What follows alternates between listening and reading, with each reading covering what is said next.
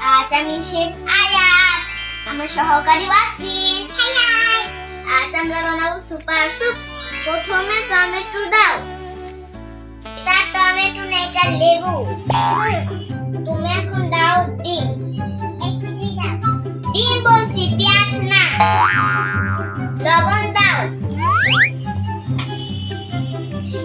আহা, এটা তো চিনি, এটা তো মিষ্টি হয়ে যাবে।